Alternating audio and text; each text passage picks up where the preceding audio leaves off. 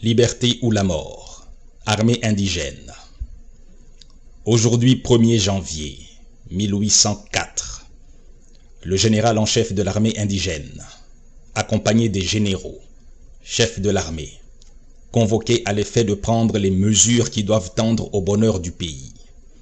Après avoir fait connaître aux généraux assemblés ses véritables intentions d'assurer à jamais aux indigènes d'Haïti un gouvernement stable, objet de sa plus vive sollicitude, ce qu'il a fait par un discours qui tend à faire connaître aux puissances étrangères la résolution de rendre le pays indépendant et de jouir d'une liberté consacrée par le sang du peuple de cette île, et après avoir recueilli les avis, a demandé que chacun des généraux assemblés prononça le serment de renoncer à jamais à la France, de mourir plutôt que de vivre sous sa domination, et de combattre jusqu'au dernier soupir pour l'indépendance. Les généraux, pénétrés de ces principes sacrés, après avoir donné d'une voix unanime leur adhésion au projet bien manifesté d'indépendance, ont tous juré à la postérité, à l'univers entier, de renoncer à jamais à la France et de mourir plutôt que de vivre sous sa domination. Fait au Gonaïves ce 1er janvier 1804 et le premier jour de l'indépendance d'Haïti. Signé Dessalines, général en chef. Christophe Pétillon, Clairvaux, Geffrard, Vernet, Gabard, généraux de division. Romain, Gérin, Capois, Daut, Jean-Louis François, Féroux, Canglier, Bazelet, Magloire Ambroise, Jean-Jacques Ernest, Toussaint Brave, Yaillou, généraux de brigade. Bonnet, Papalier, Morely, Chevalier, Marion, adjudants généraux. Magny, Roux, chef de brigade. Charreron, Loret, Quenet, Macajou, Dupuis, Carbone, Diaqua Aîné, Raphaël, Malte, de Renoncourt, officier de l'armée, et Boiron-Tonnerre, secrétaire. Le général en chef au peuple d'Haïti. Citoyens, ce n'est pas assez d'avoir expulsé de votre pays les barbares qui l'ont ensanglanté depuis 2 siècles. Ce n'est pas assez d'avoir mis un frein aux factions toujours renaissantes qui se jouaient tour à tour du fantôme de liberté que la France exposait à vos yeux. Il faut par un dernier acte d'autorité nationale assurer à jamais l'empire de la liberté dans le pays qui nous a vus naître.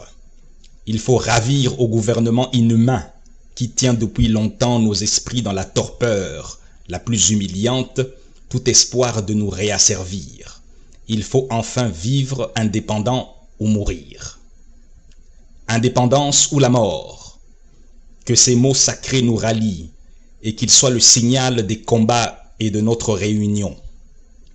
Citoyens, mes compatriotes, j'ai rassemblé dans ce jour solennel ces militaires courageux qui, à la veille de recueillir les derniers soupirs de la liberté, ont prodigué leur sang pour la sauver. Ces généraux qui ont guidé vos efforts contre la tyrannie n'ont point encore assez fait pour votre bonheur. Le nom français, lugubre encore dans nos contrées. Tout y retrace le souvenir des cruautés de ce peuple barbare, nos lois, nos mœurs, nos villes. Tout encore porte l'empreinte française. Que dis-je? Il existe des Français dans notre île.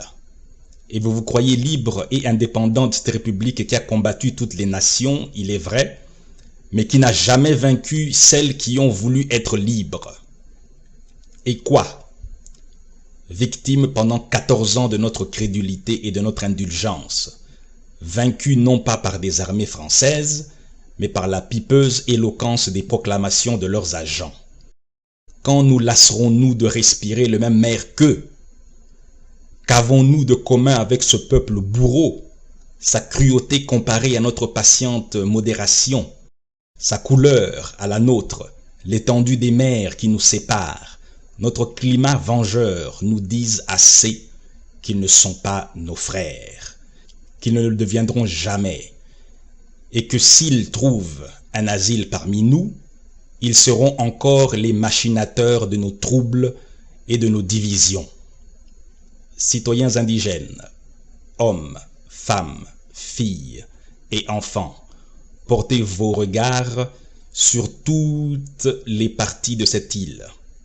Cherchez-y, vous, vos épouses, vous, vos maris, vous, vos frères, vous, vos sœurs. Que dis-je? Cherchez-y vos enfants à la mamelle. Que sont-ils devenus? Je frémis de le dire. La proie de ces vautours. Au lieu de ces victimes intéressantes, votre œil consterné n'aperçoit que leur assassin, que les tigres dégoûtant encore de leur sang, et dont l'affreuse présence vous reproche votre insensibilité et votre coupable lenteur à les venger. Qu'attendez-vous pour apaiser leur manne? Songez que vous avez voulu que vos restes reposassent auprès de ceux de vos pères, quand vous avez chassé la tyrannie. Descendrez-vous dans leur tombe sans les avoir vengés? Non, leurs ossements repousseraient les vôtres. Et vous, hommes précieux, généraux intrépides, qui, insensibles à vos propres malheurs, avez ressuscité la liberté en lui prodiguant tout votre sang.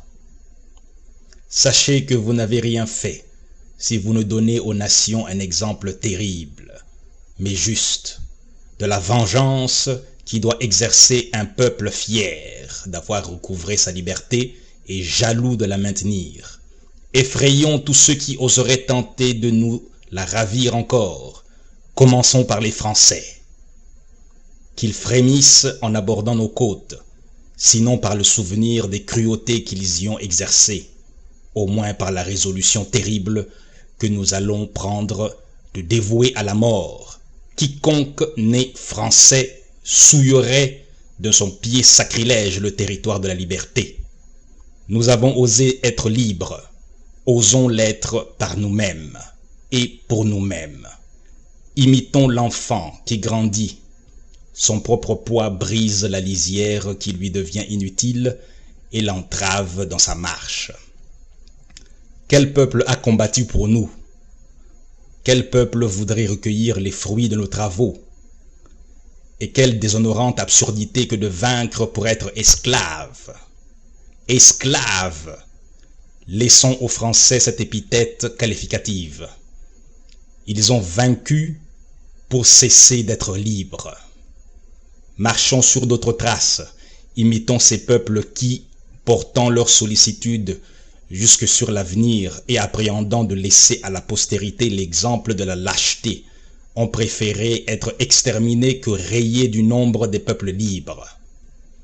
Gardons-nous cependant que l'esprit de prosélytisme ne détruise notre ouvrage. Laissons en paix respirer nos voisins, qu'ils vivent paisiblement sous l'égide des lois qui se sont faites, et n'allons pas, bout de feu révolutionnaire, nous érigeant en législateurs des Antilles, faire consister notre gloire à troubler le repos des îles qui nous avoisinent. Elles n'ont point, comme celles que nous habitons, été arrosées du sang innocent de leurs habitants.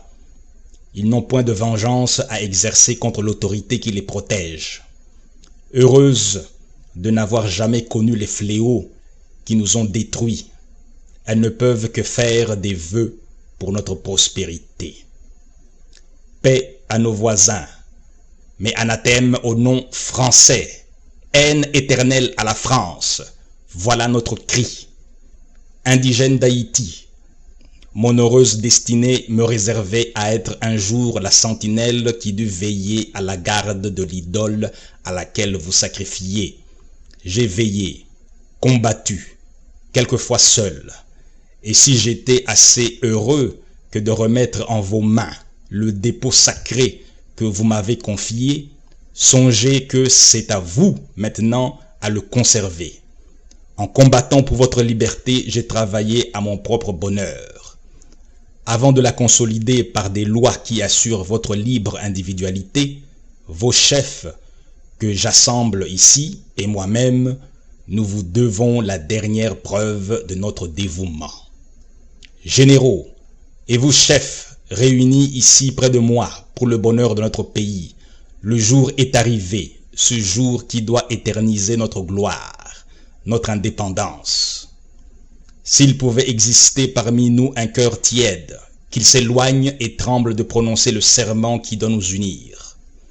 Jurons à l'univers entier, à la postérité, à nous-mêmes de renoncer à jamais à la France et de mourir plutôt que de vivre sous sa domination, de combattre jusqu'au dernier soupir pour l'indépendance de notre pays.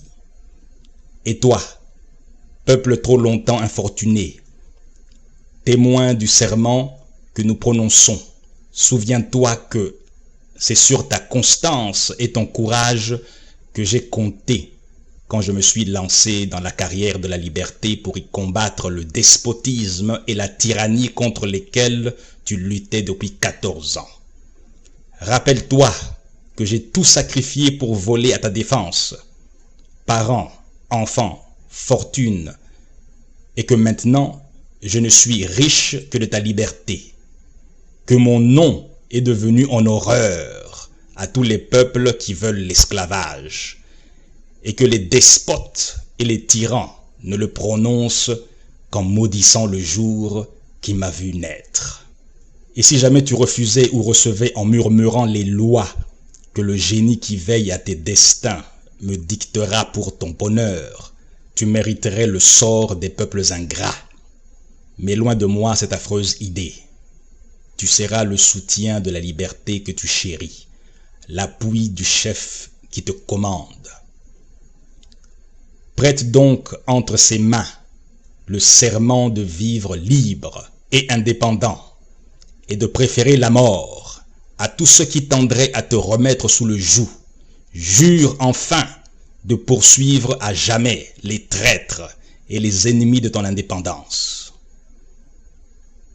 Fait au quartier général des Gonaïves le 1er janvier 1804, l'an premier de l'indépendance. Signé Jean-Jacques Dessalines.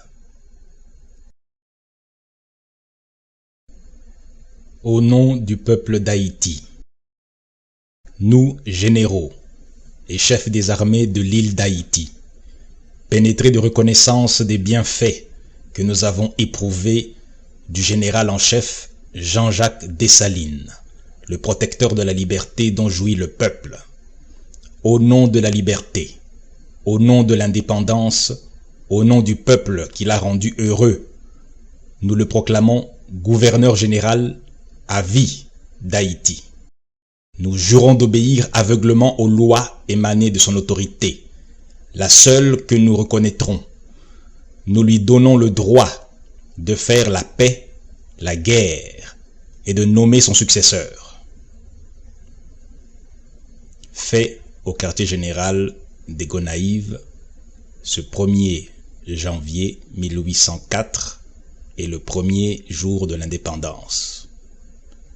Signé Gabard, Romain, Ernée, Capois, Christophe, Geffrard, Guérin, Vernet, Pétillon, Clairvaux, Jean-Louis François, Cangé, Férou, Yaïou, Toussaint Brave, Magloire Ambroise, Louis Bazelet.